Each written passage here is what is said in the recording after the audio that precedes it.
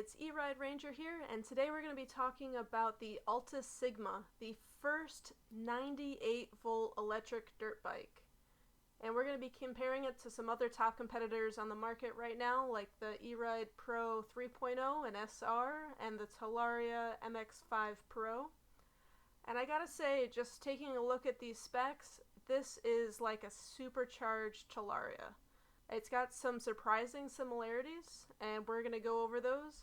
We're going to talk all through this bike: the battery, the motor, the controller, the suspension, the wheels and the tires, brakes, rotors, sprocket, chain, the frame, controls and different functions, and finally the price and is it worth it. So let's take a deep dive into the specs on this new bike. When it comes to the battery, we already know that this is the first 98 volt bike on the market. Technically it's 97.2 volts, but still higher than what we're seeing even with the new 72 volt bikes coming out, like the Eride Pro SS 3.0, the SR, and the Talaria Sting MX5. Those are all 72 volt bikes, so this is a substantial step up.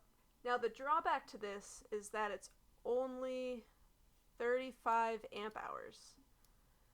So the Talaria MX5 is 40, and the new Erides are 50s. So this battery might not have the longest battery life to it. So when you multiply volts and amp hours, you get watt hours. So the Altis Sigma has 3,402 watt hours, and that is the second highest we've seen on the market. It does fall behind the new Erides because they're 72 times 50.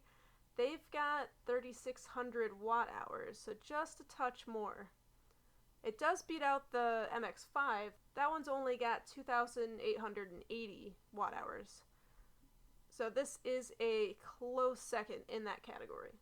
Now we do see that these are Samsung 50S battery cells, and those are the good cells. It's what Talaria's moved to from the LG cells, and it's what Eride uses. Physically, this battery is massive. This picture doesn't even do it justice. If we take a look at Surronster's video, that battery is gigantic. It looks like it's double the size of most batteries. That would put it in the 50, maybe 60 pound range. Massive. This is something you're going to want to charge on the side if possible. It seems to be a spot for it, I just can't confirm that. So if we take a look at the side pictures, and there's not many of the left, there appears to be a spot for the charging port right there. And I'm pretty sure that's exactly where it lines up, and that would be what it would be for. I just can't say with 100% certainty. The motor on the Altis Sigma is a huge 22.5 kilowatt hairpin motor. So what does that mean? The biggest motor on the market right now is the Eride Pro SR at 25 kilowatt, and there's a rumor that Altis is going to be stepping up their motor, but unconfirmed. Everything else is leagues below this. The 3.0 only goes up to 15. The Talaria MX5 is less than that. So this is powerful. Now, hairpin motor, they're selling as advanced technology, like what's used in electric cars. It sounds like it's better than the IPM motors that Talaria switched to, or the PM-SM motors that Talaria used to use, but Eride and Surron still do use. The only other details we have here is that the controller is 450 phase amp, and I haven't seen that listed on any other electric bike listings, so I don't really know how that compares, but we can assume that this is a 98 volt controller. Going now into the suspension, there's not a ton of information, except that it's an adjustable air spring suspension. And if we scroll down a bit, it tells us that there's 200 millimeters of travel. Now, I did notice something further down here. What type of fork is being used is answered with fork is the same as the MX5, adjustable air spring suspension.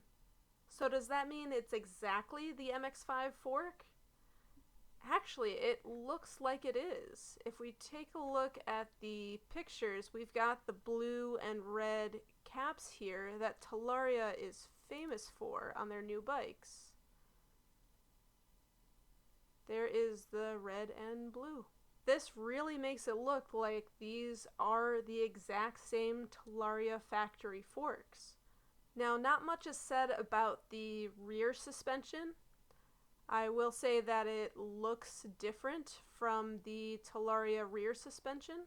It's a lot more vertical, almost more like the Stark Varg than most bikes that have it going at an angle. Not much information is in here for that, except that the combined travel distance between the rear shock and the linkage is 85 millimeters. The wheels and the tires. Now, the quoted only difference between the standard and the MX is the rear wheel size. And according to one source, that is not entirely correct. The sprocket is also different, but we'll get into that in a second. The front tire is 19-inch, standard, what we see on most bikes on the market right now. The rear is also either 19 on the standard or 16 on the MX. I had to do a little digging to find more information about the tires. The front is a 7100, and if we zoom in on the rear tire in this particular picture, we can see that the standard 19-inch rear wheel is an 8100, but there is no good picture of the MX to see what that size is. I did find one website that has the width of the rims. The front is 1.4 on both. The rear is either 1.6 on the standard or 1.85 on the MX. And we can see from the pictures that these are CST tires, just like what the Talaria uses, and honestly a lot of other e-bikes out there right now.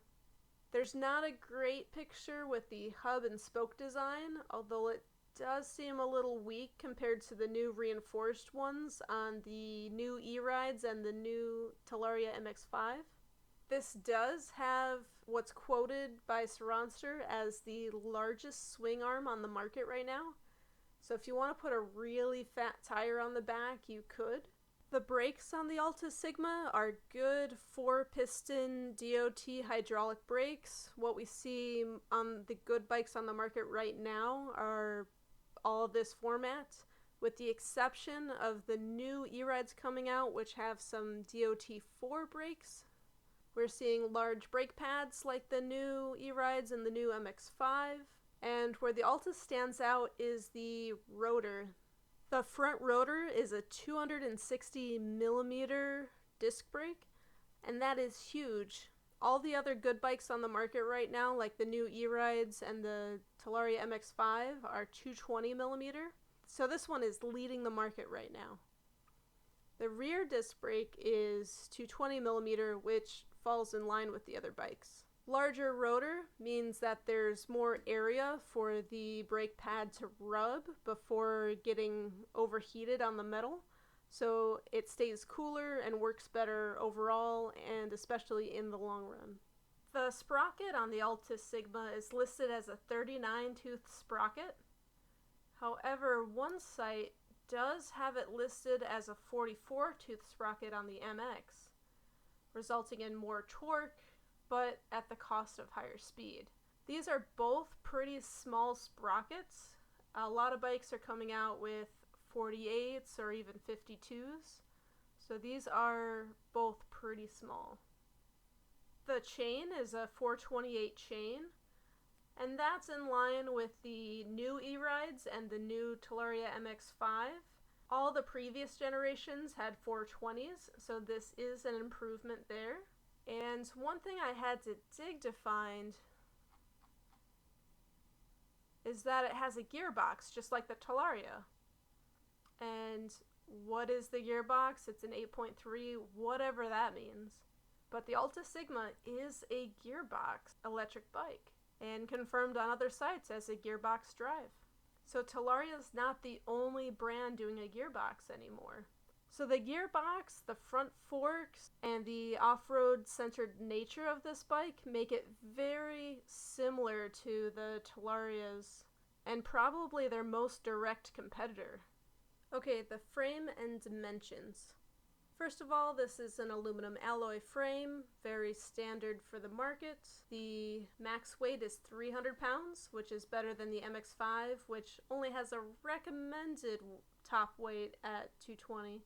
And this is right about where the Eride Pro is at 305.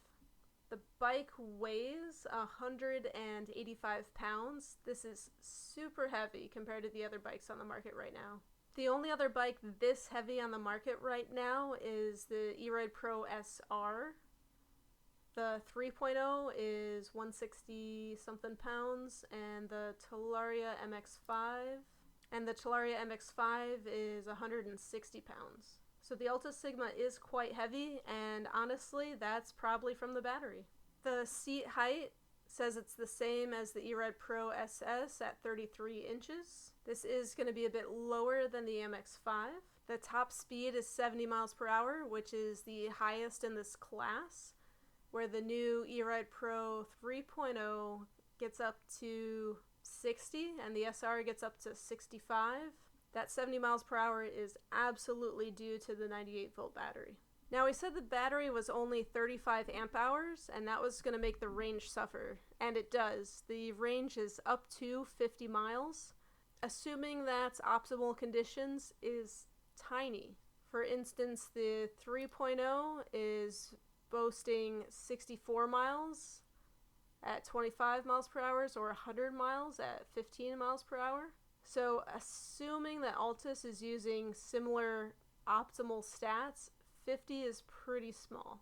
But there's a lot of variation. We don't know what metric they're using, but 35 amp hours is not a ton. We do get a 3-inch handlebar rise on the Altis Sigma, which the new Eride Pros have 1 inch, and the Talaria Sting has something, but it doesn't say what. The clearance on the Altis Sigma is 11.8 inches, which is the same as the Talaria MX-5, and higher than any of the other bikes on the market in this class right now.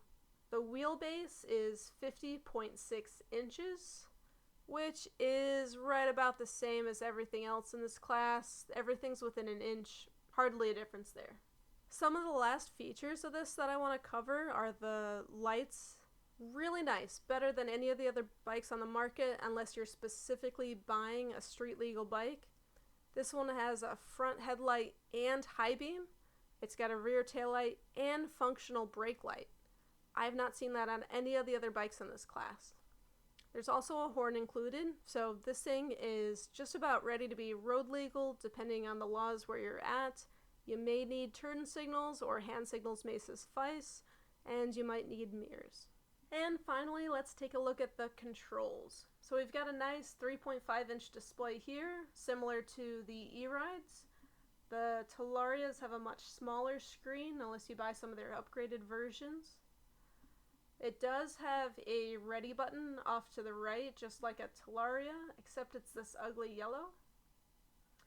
We've got a horn button over here. We've got a mode switch, and I can't find anything that says what all the different modes are, but the screen here does say Sport, implying that there's at least 2 Eco and Sport mode. Sometimes there's a third Race or Hyper mode, but I've not seen any evidence on that and what I've seen. We've got a variable regen here, and there are 5 regen modes. There's a headlight switch somewhere. Yeah, this black on black makes it so hard to see all these little details. Finally, let's look at price. This is $5,500, the same as the Eride Pro SR, $500 more than the Eride Pro 3.0, and $800 more than the Talaria Sting MX-5. So, is it worth it? If you're looking for a fast 98-volt bike that can handle off-road like a champ, yes. If you want a good off-road bike that's got a little bit more range, the MX-5 is a great option. If you want something that's off-road capable, but a little more street-centered, the Eride Pro 3.0 is great. And for the same price, the Eride Pro SR is going to be a tough competitor. It's just got such a further range. There's a few advantages to the Altis Sigma, but do they outweigh range is the question.